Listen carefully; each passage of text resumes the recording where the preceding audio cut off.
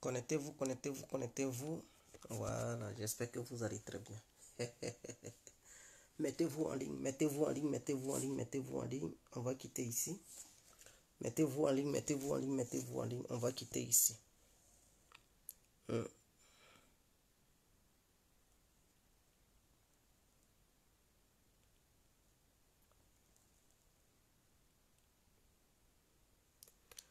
Mettez-vous en ligne, on va quitter ici. Mettez-vous en ligne, mettez-vous en ligne, mettez-vous en ligne, mettez-vous en ligne. On va quitter ici, mettez-vous en ligne. Connectez-vous massivement, partagez le direct, partagez. On va pas trop durer, mais on va aller vite. On va vous expliquer la situation sur le terrain parce que voilà, les choses sérieuses viennent de commencer. Les choses sérieuses viennent de débuter. Donc, mettez-vous en ligne. Hein? On va faire le point. Mettez-vous en ligne. On fait le point. Mettez-vous en ligne. On fait le point. C'est très important. L'incontournable. Mettez-vous en ligne. On fait le point. Mettez-vous en ligne. On va faire le point. Chers parents, chers amis, chers frères. Mettez-vous en ligne. On va faire le point. Mettez-vous en ligne. On va faire le point. Connectez-vous massivement. Connectez-vous massivement. Connectez-vous massivement. Voilà. On ne va pas trop durer. Donc, nous allons faire le point et après, je vais dire comment la Russie doit faire pour gagner cette opération spéciale. Si la Russie ne fait pas cela, ça va être très difficile pour les Russes de remporter la victoire. C'est très important. Donc, suite à ça, je vais vous montrer une carte ukrainienne. Je vais essayer de me connecter autrement. Je ne sais pas si ça peut marcher.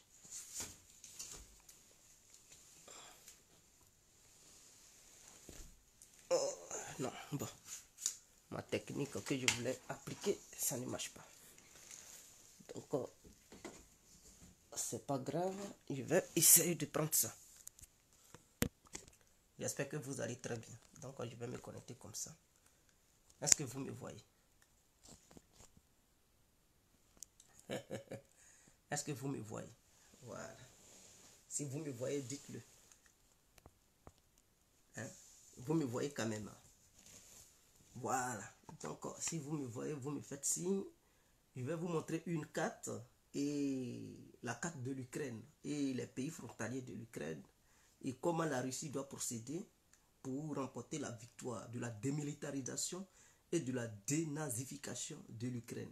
Sans ça, il sera très difficile aux Russes de remporter cette victoire parce que on ne va pas rentrer dans les détails. Alors, bonsoir à tous et à tout temps. Pour tous ceux qui ne me connaissent pas, je suis l'incontournable guerrier complet tout terrain, l'homme dont on parle, l'homme qui n'a pas froid aux yeux, l'homme qui ne marche pas ses mots.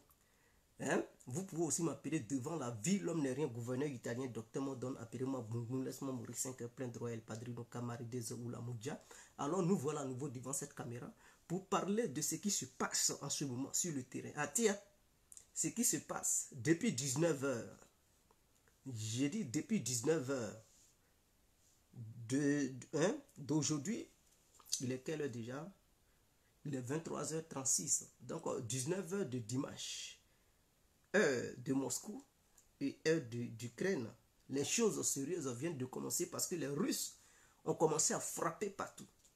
Donc l'Ukraine est plongée dans l'obscurité totale. Il n'y a pas d'électricité dans les villes parce que les Russes commencent à frapper les terminaux en fait. Ce qui permet à l'Ukraine d'avoir l'électricité. Tout est bombardé en ce moment où je vous parle. Les villes ukrainiennes sont en feu, c'est-à-dire Kharkiv. Dans la région de Kharkiv, il n'y a même plus d'électricité. Les trains, les métros, les trams, tout est arrêté parce qu'il n'y a plus d'électricité pour alimenter les trucs. Et les gens de là-bas, ils ont coupé Internet. Donc les Russes ont frappé les réseaux qui permettent aux Ukrainiens d'avoir de l'internet, frapper les réseaux qui permet aux Ukrainiens d'avoir l'électricité, frapper tout pour ne pas que les trains circulent parce que c'est à travers les trains, les trucs, comment on appelle ça, les armes occidentales arrivent sur le front et tout. Donc ils ont commencé à bombarder tout, ce qui permet à l'Ukraine d'avoir l'électricité. Ils ont coupé, comment on appelle ça, la centrale nucléaire qui permet d'alimenter certaines villes ukrainiennes. Ils ont coupé l'électricité et donc ils font de telle sorte que l'Ukraine puisse être plongée dans l'obscurité totale pour freiner l'arrivée des matériels de guerre occidentaux. Est-ce que vous comprenez? C'est-à-dire parce que ça vient en train. Donc, s'il n'y a plus d'électricité, le train ne peut pas fonctionner. Puisque les Occidentaux n'envoient pas les matériels de guerre à travers les trains à charbon. Ce sont les trains qui fonctionnent à travers les réseaux électriques. En frappant les lignes téléphoniques, ça coupe l'internet, ça coupe les réseaux. Et donc, du coup, les Ukrainiens auront du mal à communiquer avec leur chef d'état-major et tout. Et donc, en ce moment où je vous parle, les frappes se multiplient. Depuis la mer Caspienne, depuis la mer Noire, les missiles pleuvent sur les villes ukrainiennes, c'est-à-dire les navires de guerre, les sous-marins, les trucs, comment on appelle ça, les sous-marins en ce moment sont rentrés en jeu et tout. Donc les Russes ont compris que ce n'étaient pas les Ukrainiens seuls qui menaient les opérations spéciales sur le terrain et que les Occidentaux étaient impliqués. Il y a 2% des militaires ukrainiens qui sont impliqués, le reste c'était des militaires occidentaux en fait. Voilà, c'était des militaires occidentaux, ils parlent anglais, ils parlent truc français, ils parlent d'autres langues, ils ne parlent même pas ukrainien. Et donc ceux qu'on dit légion internationale, en réalité, ce sont les militaires de l'OTAN qui sont rentrés en jeu en Ukraine. Sauf que ils portent les tenues ukrainiennes, d'autres même ils se cachent même plus, ils portent même plus les tenues ukrainiennes, ils portent même les tenues des militaires membres de l'OTAN qui sont rentrés en jeu. Et donc les Russes ont compris que ce n'était pas histoire d'Ukraine seule, et que les forces militaires de l'OTAN étaient en action. Et ce sont ces forces militaires de l'OTAN qui lancent à peu près les attaques sur les différentes lignes de front. Et c'est grâce à eux, la ligne de front du nord-est est percée. Et donc la Russie est en train d'envoyer des renforts qui tendent vers la Sibérie pour venir. Donc il y a des matériels de guerre qui circulent depuis ce matin, qui quittent vers la Sibérie, qui viennent en renfort.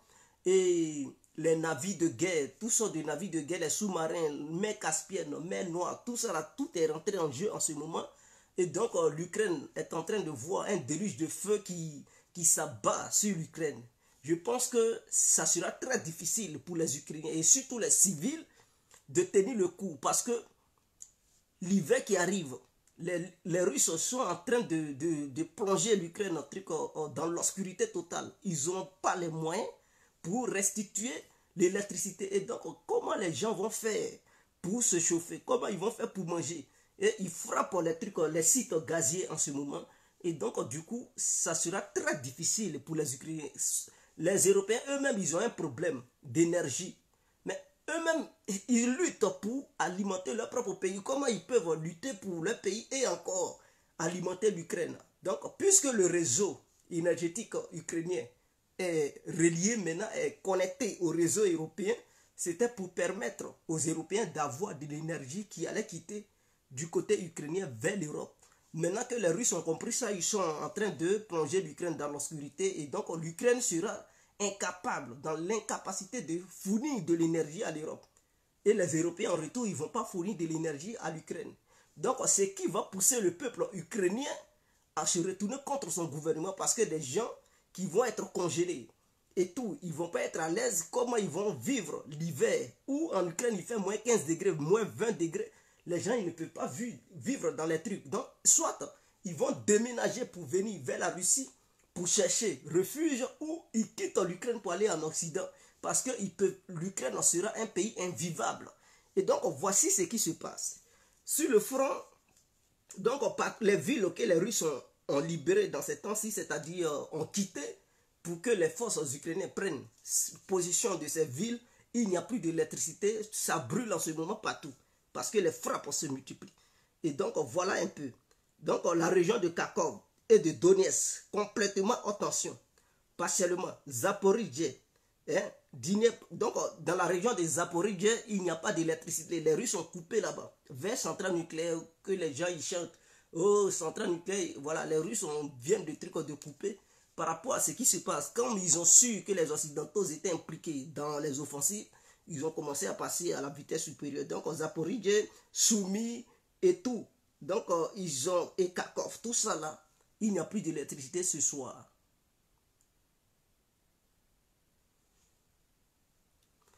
Donc il n'y a plus d'électricité ce soir. Regardez les choses vont commencer, parce que les renforts sont en train de quitter vers la Sibérie, qui viennent sur le front.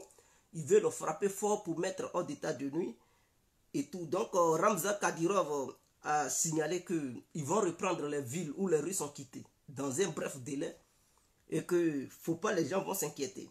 Ils vont reprendre ces villes dans un bref délai et qu'ils vont tout faire pour mettre hors d'état de nuire le gouvernement ukrainien. Maintenant, je vais vous présenter une carte, la carte ukrainienne, ce qui peut permettre aux Russes de parvenir à leur fin. Parce que s'ils ne le font pas, ça va être très difficile pour les Russes d'atteindre leurs différents objectifs. Donc, vous-même, vous voyez, voici la carte ukrainienne. Je ne sais pas si vous voyez la carte. En blanc. Ça, c'est la carte ukrainienne en blanc. Bon. Ici, vous avez la Pologne. Je ne sais pas si vous voyez. Vous avez la Pologne ici. La Pologne ici. Est-ce que vous comprenez? Ici, vous avez la Moldavie. Mais ce qui est bien du côté de la Moldavie, c'est qu'en Moldavie, il y a une partie qu'on appelle la Transnistrie, qui, elle, fait frontière directe avec l'Ukraine.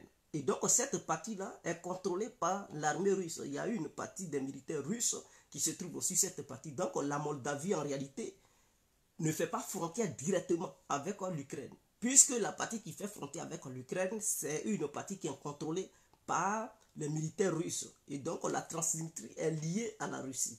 Est un allié de la Russie. Est-ce que vous comprenez? Et là-bas, c'est le plus grand dépôt d'armes en Europe. Il y a 20 000 tonnes d'armes qui se trouvent dans l'endroit. Et donc, ce n'est pas un petit tonnage. Donc, 20 000 tonnes, 1000 tonnes, 1000 tonnes, jusqu'à 20 000 tonnes se trouvent là. Donc, c'est le plus grand dépôt d'armes en Europe. Ça se trouve là, dans cette petite partie. Donc, c'est armé jusqu'au dans cette partie. Alors, la Russie a une très bonne truc. Excusez-moi, je vais remettre la carte.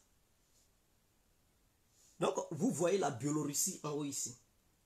La Biélorussie étant l'allié de la Russie, parce que au début, les Russes avaient utilisé le territoire biélorusse pour lancer les opérations. Si la Russie veut réellement parvenir à ses fins, qu'est-ce que la Russie doit faire? Si je regarde bien, la Russie doit fournir un effort pour viser au niveau d'ici, pour couper l'Ukraine en deux. Au niveau de là, couper l'Ukraine en deux jusqu'au niveau de la Moldavie. Frapper ce côté-là. Ce côté-là, c'est pas trop long. Donc, ils doivent, c'est-à-dire, Poutine doit mobiliser 500 000 hommes, 500 000 militaires, puisqu'il travaille pour le moment avec 170 000 militaires. Il doit mobiliser 500 000 militaires et il leur demande de ne pas se fier au Donbass. Ceux qui sont déjà vers le Donbass, ils n'ont qu'à les laisser là-bas. Maintenant, il concentre au moins 500 000 militaires sur cette partie. Objectif, diviser l'Ukraine en deux. Et il lance une grande offensive militaire. Et donc, les navires qui se trouvent dans la mer Noire et en Crimée doivent soutenir les forces russes qui vont quitter au niveau de la Biélorussie pour frapper, pour descendre vers la Moldavie. Donc, ils visent l'Ukraine, au milieu de l'Ukraine. Ils regardent la position de la Moldavie, ils regardent la Biélorussie et les offensives doivent quitter vers la Biélorussie pour frapper. Objectif, diviser l'Ukraine en deux parties. Puisque les armes occidentales proviennent de la Pologne et de la Roumanie. Est-ce que vous comprenez? Comme ça vient de la Pologne et de la Roumanie, ainsi que, je ne sais pas, la Hongrie, mais la Hongrie ne permet pas à ce que des armes trafiquent sur son chemin, sur son territoire. Donc, Viktor Orban, à peu près, il s'attend avec la Russie. Et donc, pour lui, ce côté-là, il n'y a pas de danger. Et donc, les Russes devraient avoir objectif numéro 1, envoyer assez de troupes au niveau de la Biélorussie. Objectif, frapper l'Ukraine pour diviser l'Ukraine en deux. Avec 500 000 hommes qui vont lancer une opération de grande envergure, avec des militaires, soutenus par l'aviation, les navires, depuis la mer Caspienne, la mer Noire, et lancer une grande opération de grande envergure. Une fois que l'Ukraine est divisée en deux, ceux qui vont rester, parce que Kiev sera au nord, Kiev sera isolé. Et donc Kiev n'aura plus de renforts militaires venant du côté occidental. Est-ce que vous comprenez? Et donc l'opération consiste à relier la Biélorussie et la Moldavie, séparer l'Ukraine en deux. Et donc la Transnistrie, les gens qui sont là-bas, quand l'opération va être en cours, les gens de la Transnistrie, ils vont lancer de leur côté une grande opération pour venir en aide aux forces russes qui vont quitter au niveau de la Biélorussie pour diviser l'Ukraine en deux. Et donc Odessa sera isolé. Donc c'est Odessa qui va tout simplement relier l'Ukraine à la Roumanie. Mais la partie qui relie l'Ukraine à la Roumanie, c'est un pont qui quitte à Odessa pour aller en Roumanie. Et donc les Russes ils vont frapper ce pont-là pour diviser ça en deux. Ce qui va faire qu'il n'aura plus un lien terrestre direct entre l'Ukraine et la Roumanie. Et donc, pour que les Roumains puissent venir en aide, ou bien les forces de l'OTAN puissent rentrer en Ukraine, ils seront dans l'obligation d'utiliser les navires. Alors, la Russie va mettre un blocus naval sur la mer Noire pour dire n'importe quel navire qui va essayer de rentrer dans le port d'Odessa va recevoir un missile calibre.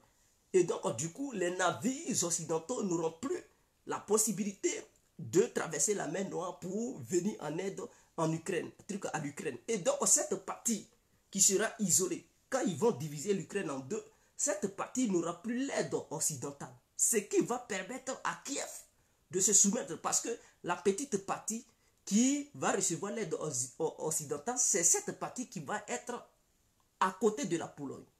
Et cette partie n'aura plus le poids.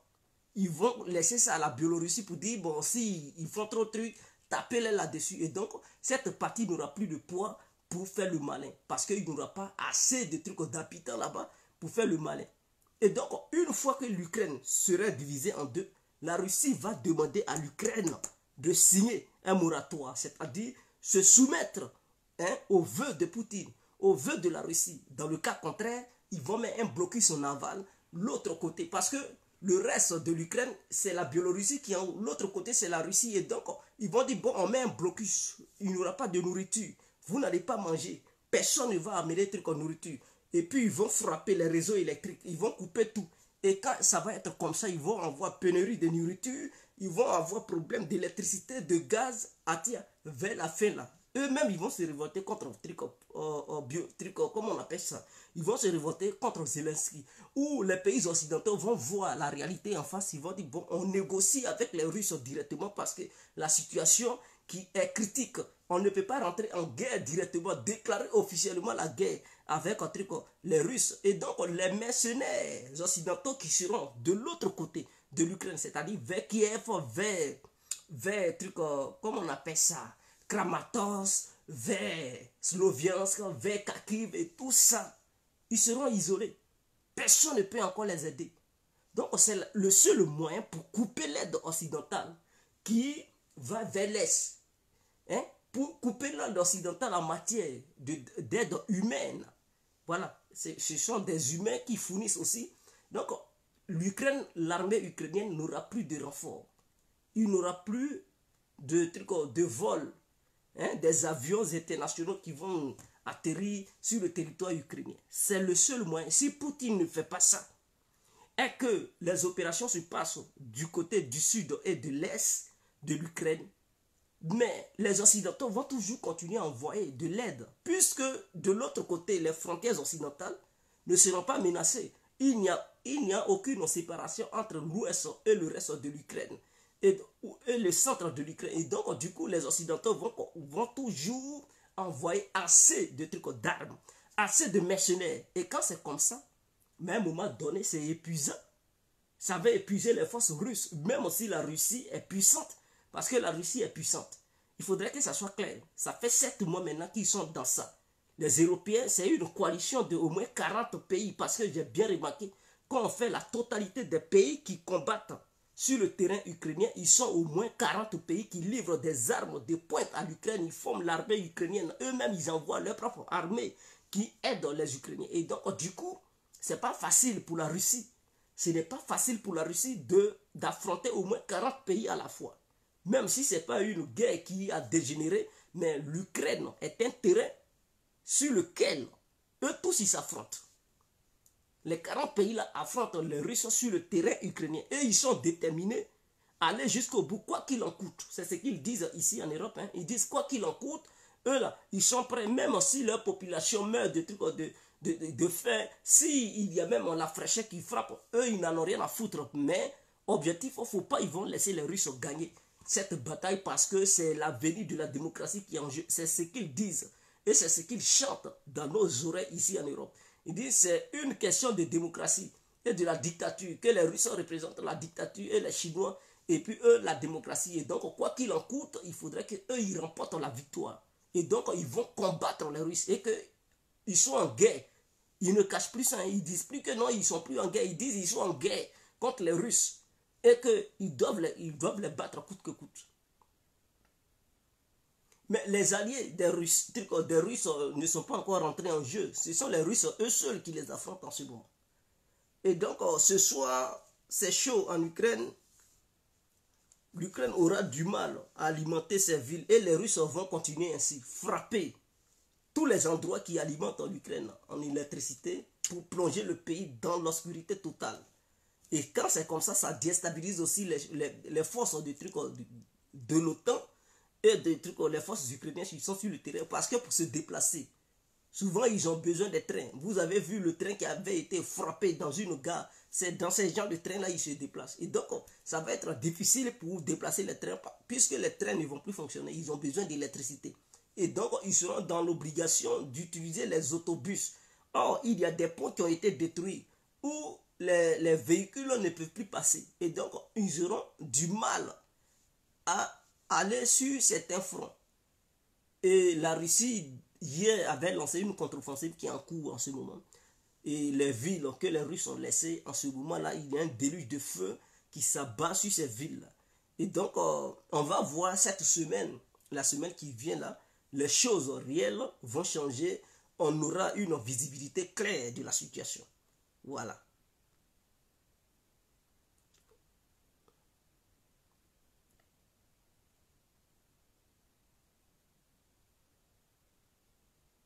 Oui, l'Ukraine sera détruite complètement.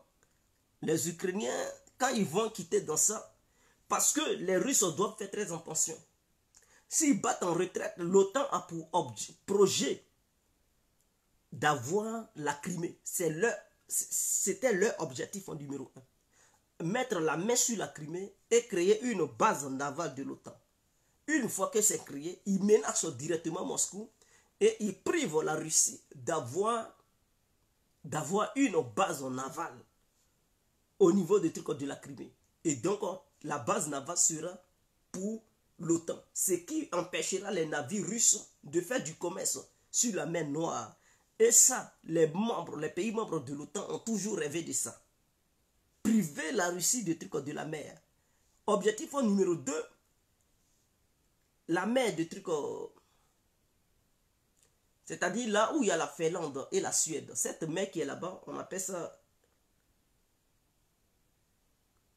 Il y a la mer Noire et puis il y a la mer... Le fait de vouloir mettre la Suède et la Finlande dans l'OTAN, ils veulent transformer cette mer-là en une mer de l'OTAN. Or, c'est cette mer qui permet aux gens de Stalingrad d'avoir accès à Saint-Pétersbourg. Donc, et à Saint-Pétersbourg, il y a une base navale russe. Et donc, qu'est-ce que les pays membres de l'OTAN veulent faire? Ils veulent confisquer cette mer pour dire non, ce sont les pays riverains à qui appartient cette mer. Et donc, les Russes n'ont pas le droit de circuler avec leurs navires là-bas. Et donc, ils vont menacer les navires russes et tout. Donc, voici l'objectif. Donc, priver les Russes de la mer. Non, ce n'est pas la mer chaude. Voilà, la mer Baltique. Donc, ils veulent priver les Russes de cette mer Baltique. Et priver les Russes de la mer Noire.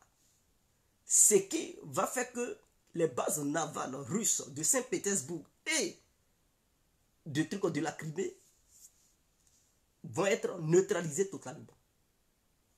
Et donc, du coup, au niveau des trucs du sud de la Russie n'aura plus de base navale.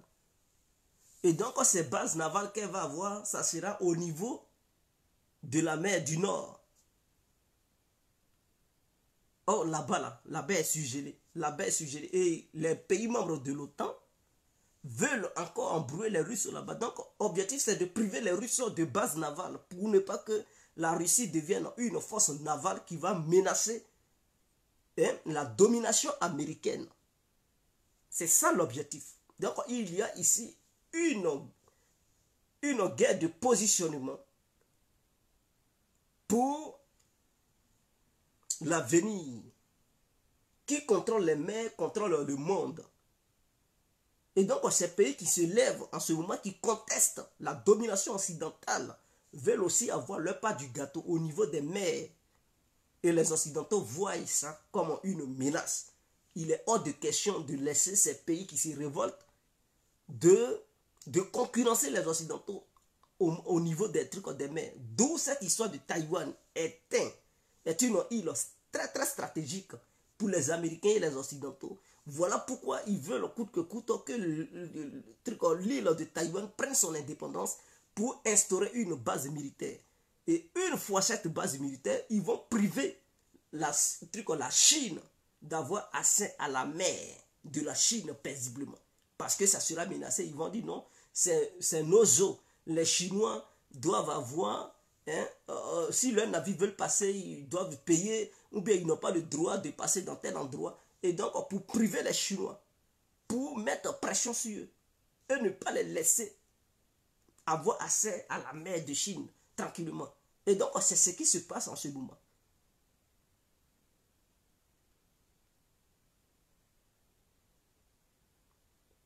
Non, le port d'Odessa est contrôlé par les Ukrainiens. Le port d'Odessa est contrôlé par les Ukrainiens. Voilà, depuis le début, ce sont les Ukrainiens qui contrôlent. Mais les Russes peuvent interdire les navires d'entrer dans le port d'Odessa à travers leurs missiles. Et donc, ils peuvent dire aux navires de ne pas ils peuvent mettre, comment on appelle ça, blocus sur la mer Noire pour dire qu'ils ne veulent pas voir du navire rentrer dans la mer Noire. Que tout navire qui va rentrer là-bas sera frappé par des missiles anti-navires. Et donc, du coup, les Russes peuvent mettre un embargo sur la truc, sur Odessa. Et c'est ce qu'ils avaient fait.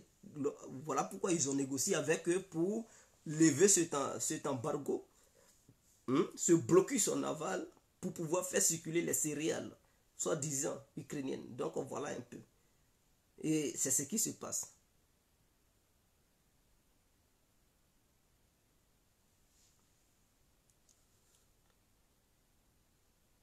Non, les actions de sabotage, c'est tout à fait normal. D'autres vont dire, mais les Russes, pourquoi ils se laissent faire? Pourquoi les Russes, ou bien leurs services de renseignement ne sont pas forts? Non, ce n'est pas une question de services de renseignement n'est pas fort. Les Russes et les Ukrainiens sont comme un seul peuple. Et il y a des Russes qui ont des parents aussi en Ukraine. C'est-à-dire, les Russes, d'autres ont un père russe et une mère ukrainienne. D'autres ont une mère ukrainienne, une mère russe et un père ukrainien. Et c'est comme ça qu'ils vivent là-bas. Et même, il y a des vrais Russes qui ont épousé des femmes ukrainiennes et qui sont contre cette opération, mais en même temps, ils sont militaires dans l'armée russe. Est-ce que vous comprenez? C'est un peu délicat, cette histoire entre Russie et Ukraine. Donc, comme c'est un seul peuple, la majeure partie des Ukrainiens parlent russe. Est-ce que vous comprenez? Même ceux qui parlent ukrainien, même là, d'autres parlent aussi russe. Et donc, vous verrez des militaires russes même qui sont dans l'armée, qui ont épousé des femmes ukrainiennes, qui ont des enfants et ces femmes-là. Et ces femmes-là, elles prennent position contre Poutine. Mais le mari qui est militaire, qui combat, directement, elle a un problème. Il a un problème avec sa femme déjà, avec ses enfants. Et ce sont ces gens-là qui sont utilisés par le gouvernement de Kiev et les Occidentaux pour faire des sabotages sur le territoire russe. Puisqu'ils sont russes. Et c'est eux qui mènent ces gens d'action. C'est eux-là, ils arrêtent. Ils sont là les trier un à un pour les arrêter. Parce que ce sont des agents étrangers. Ils coopèrent avec les ennemis de la Russie pour saboter la Russie. C'est ceux-là qui font péter des sociétés, ou bien des grandes usines, ou bien des lignes ferroviaires. C'est ceux-là qui font péter. Ils mettent des trucs, des explosifs dans des armeries ou bien dans des trucs, hein, dans des bases militaires, et puis ils font exploser. Et quand c'est explosé, l'Ukraine dit bon, c'est eux. Et les Occidentaux font de la propagande pour dire non, les Ukrainiens ont bombardé. Non, ce sont des actes de sabotage en fait. Parce que dans l'armée russe, il y a beaucoup qui adorent les Ukrainiens et d'autres ont leurs parents en Ukraine. Et malgré eux, ils vont au front, mais ils trahissent. Et donc c'est comme ça, c'est un peu compliqué. Eux, ils aimeraient que ça soit d'autres peuples. Mais comme c'est entre Russie et Ukraine, il y a beaucoup de Russes qui sont opposés à ça. Beaucoup de Russes sont opposés à ça. Et il y a beaucoup d'Ukrainiens qui sont en Russie. Est-ce que vous comprenez? Avant les opérations spéciales, il y avait 6 millions d'Ukrainiens qui vivaient en Russie. Et ces 6 millions d'Ukrainiens-là, d'autres ont eu la nationalité russe, d'autres n'ont pas eu la nationalité russe, mais ils ont le droit de travailler légalement, puisque la Russie considère que c'est un seul peuple. Et donc, 6 millions d'individus qui sont là-bas sur le territoire russe. Mais attends, leur pays est attaqué. Mais vous pensez qu'ils vont rester tranquilles? Non, parmi eux, là, il y a des agents du SBU, c'est-à-dire les services de renseignement ukrainiens, qui sont comme des citoyens ukrainiens, mais qui vivent normalement en Russie. Et donc, eux, ils font des actes, ils posent des actes de sabotage sur le territoire russe. C'est comme ça que ça se passe.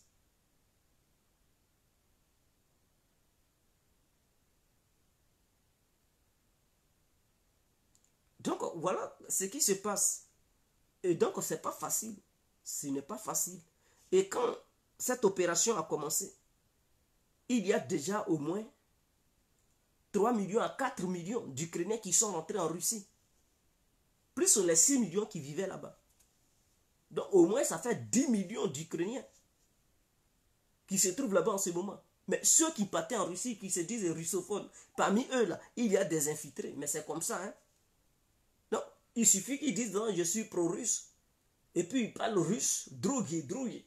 Mais les Russes vont penser que oui, ce sont des pro-russes qui fuient la barbarie ukrainienne. Or, ces gens-là, parmi eux, il y a des infiltrés, des gens qui sont pour l'Ukraine et qui sont contre la Russie. Donc, spécialement, leur seul objectif, comment ils doivent faire pour rentrer en Russie pour ne pas qu'ils ne soient découverts par les services de renseignement russes. Il faudrait qu'ils disent non, eux, ils sont Ukrainiens, mais qui adorent les Russes, ils sont pour la cause russe et ils soutiennent la Russie. Et donc, les Russes vont les laisser rentrer sur le territoire russe, arriver là-bas, eux là, ils s'en ont fait truc. Des actes de sabotage, c'est pour aller brûler les bâtiments administratifs, c'est pour brûler les choses, pour péter partout. Et ils font ça. Et donc, pour identifier de tels individus, c'est difficile, puisqu'ils viennent d'entrer en Russie. Si les Russes veulent les arrêter tous, ce n'est pas eux tous qui sont corrompus, c'est pas eux tous qui sont pro-ukrainiens.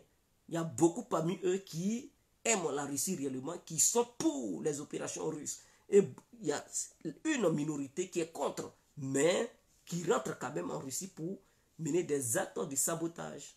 Et c'est comme ça. Or, il est très difficile pour les Russes de rentrer sur le territoire ukrainien pour mener, parce que là-bas, quand il y a un passeport russe, on t'arrête automatiquement. Et donc, ceux qui coopèrent les Russes, il y a d'autres Ukrainiens sur les fronts qui fuient, qui vont vers l'Ukraine. Mais parmi eux aussi, là, il y a des infiltrés. Parce qu'il y a des pro-russes qui courent, qui vont vers le côté ukrainien. Et quand les Ukrainiens les voient, oh, on va vous protéger. Mais parmi eux, là, il y a d'autres qui sont rentrés vers la partie ukrainienne, sciemment, pour donner des informations à l'armée russe. Et c'est comme ça que ça se passe. C'est ça qu'on appelle ça service de renseignement. Parce que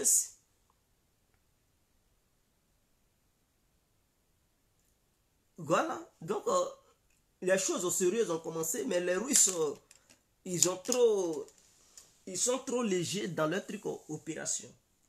Ils ne devraient pas minimiser l'armée ukrainienne, sachant bel et bien que l'Occident, avant même que la Russie ne rentre en Ukraine, les Russes voyaient que les Occidentaux envoyaient des armes. Il n'y avait pas chaque jour qui ne passait pas sans que des avions de l'OTAN n'atterrissent sur le tarmac de Kiev pour envoyer des armes javelin, les missiles anti-chars, les missiles anti, ils envoyaient toutes sortes d'armes. Donc les Russes devraient comprendre que les Occidentaux allaient se mêler de cette affaire et que les Occidentaux soutenaient les Ukrainiens. Et donc, dès le début, ils devaient prendre ça très au sérieux. Et les missiles anti-chars qu'ils avaient envoyés, les Russes devraient considérer ces missiles comme une menace directe pour leurs chars de guerre. Mais les Russes ont minimisé ces missiles. Et ces missiles ont détruit beaucoup de chars russes. Les missiles portatifs, les Russes ont minimisé ça. Ça a battu beaucoup d'avions russes. À chaque fois, ils minimisent. Ils pensent que non, les armes occidentales, non, il ne faut rien minimiser. Il ne faut rien minimiser. Ils font des opérations après, bon, ils prennent des villes au moment où l'armée ukrainienne s'effondrait. Severodonetsk, ou bien Lysychansk, ils ont pris ces villes-là. Au lieu d'accélérer, ils arrêtent. Et puis ils disent, bon, on fait pause opérationnelle. Et puis, ils ne mènent plus d'offensive. Et puis, ils sont là. Pendant ce temps, ils avançaient dans les villes. Les Ukrainiens reculaient. Mais ils ont arrêté les opérations. Pour dire, non, ils vont se reposer pendant 6 mois et tout. Et ils ont laissé les Ukrainiens se préparer tout ce temps. Les Russes n'ont pas mené d'offensive. Tout ce temps, ils ont laissé les Ukrainiens se préparer jusqu'à... Les Ukrainiens ont démarré leur offensive. Et quand ils ont démarré maintenant leur offensive, ils quittent maintenant les différentes villes. Et après, ils lancent maintenant d'autres offensives. Je ne comprends pas leur méthode de guerre, en fait. Je ne sais pas pourquoi ils font ça. Oui, les Russes pensaient que c'était les Ukrainiens qui tapaient sur les chars et tout. Or, ces missiles étaient utilisés déjà par les forces de l'OTAN qui étaient sur le terrain. C'est maintenant ils ont vu. Puisque New York Times dit que non, ce sont les Américains et les Occidentaux qui ont aidé les Ukrainiens à lancer l'offensive vers Kharkiv. Que sans l'aide occidentale et américaine, les Ukrainiens ne pouvaient pas.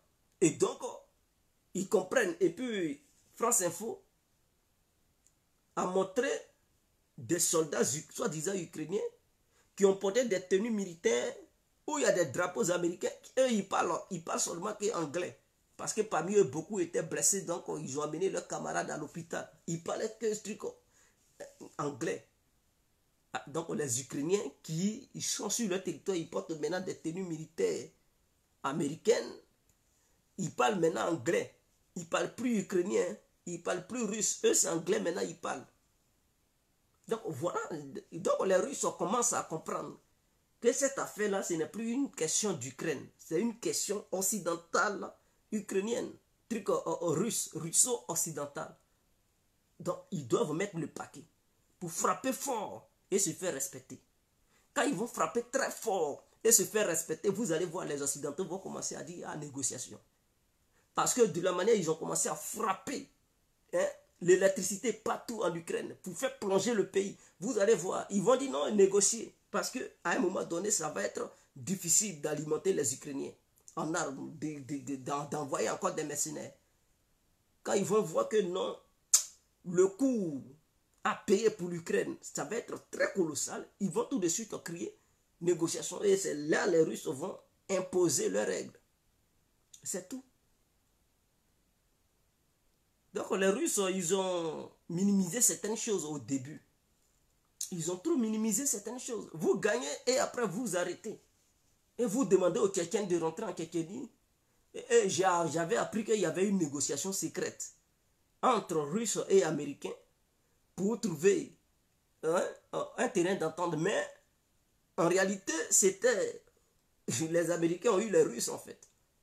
Quand les Russes prenaient le dessus, ils ont parlé de cette affaire de la basketteuse américaine et les prisonniers russes qui sont en truc aux États-Unis échangent de trucs.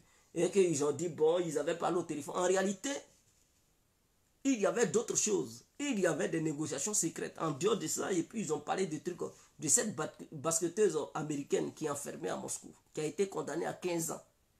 Parce que les Américains voulaient que les Russes arrêtent l'offensive, puisque l'Ukraine manquait maintenant de soldats. Et que les forces de l'OTAN se préparaient à envoyer une bonne cargaison d'armes sur le territoire ukrainien afin de rentrer et mener des offensives. Et donc, qu'est-ce qu'ils ont fait croire aux Russes? Ils ont dit, bon, ils peuvent négocier en coulisses et tout. Donc, les Russes avaient arrêté leur opération. De temps en temps, ils frappaient, mais ils ne menaient plus d'opération. Pendant ce temps, les Occidentaux se préparaient. Ils se préparaient, ils s'organisaient. Ils fabriquaient des trucs, des armes, des obus pour envoyer ça sur le terrain. Et ils cherchaient des mercenaires encore. Ils formaient les militaires ukrainiens. Maintenant qu'ils sont prêts et tout, ils ont dit, bon, eux, ils ne négocient plus. Zelensky a pris la parole, non, on ne négocie plus, nous, on va les chasser et tout. Donc, les Russes ont compris que non, ils les ont conduits en bateau, en fait. Ils les ont embourbés. Ils les ont menti. Et cela a permis à l'Ukraine de prendre des villes. Donc, les Russes ont dit, ah, donc, vous nous avez fait croire qu'on allait négocier, mais c'était pour gagner du temps, pour vous préparer et lancer une contre-offensive. Et les Russes ont compris.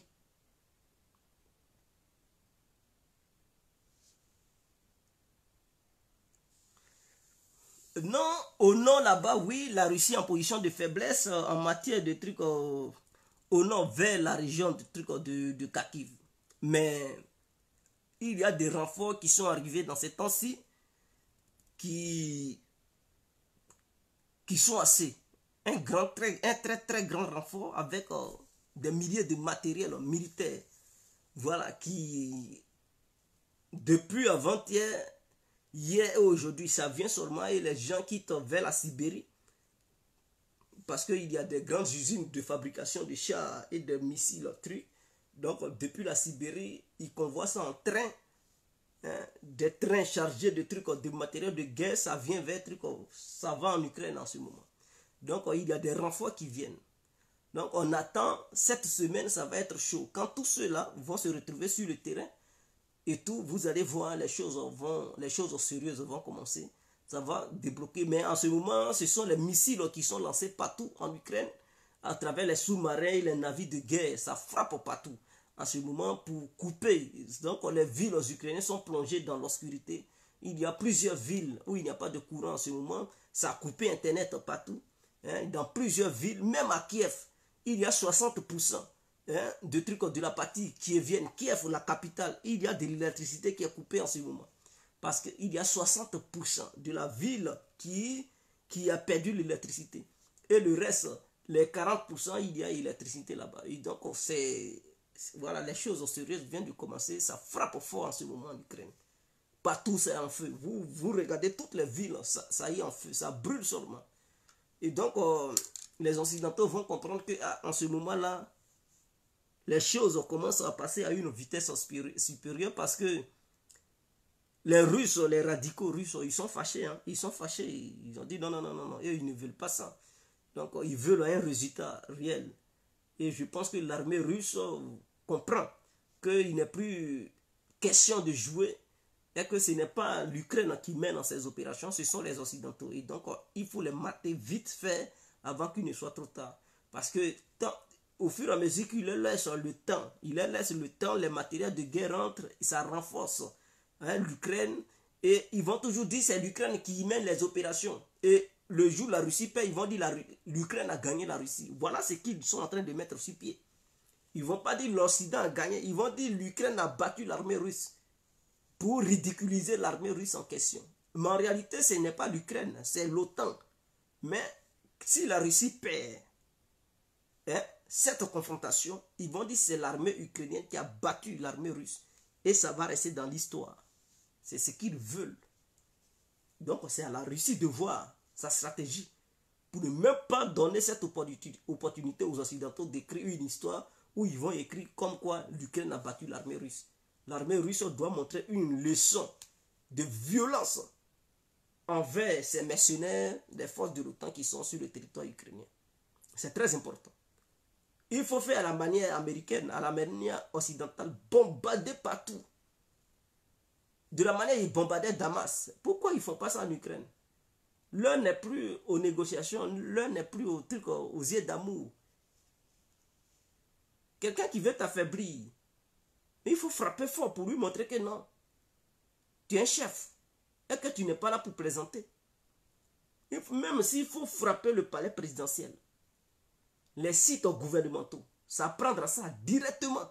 Vous allez voir, Zelensky va se taire tout de suite, il ne va plus parler. Il va se cacher au sous-sol, il ne va même plus faire de vidéos pour parler. Il ne va même plus poster de vidéos. Mais ils ne font pas ça. Ils attendent quoi? Question. Ah, donc, sur ce, on se laisse. C'était l'incontournable guerre complet. Ciao. Vive la paix dans le monde. Vive l'équilibre du monde. On est ensemble.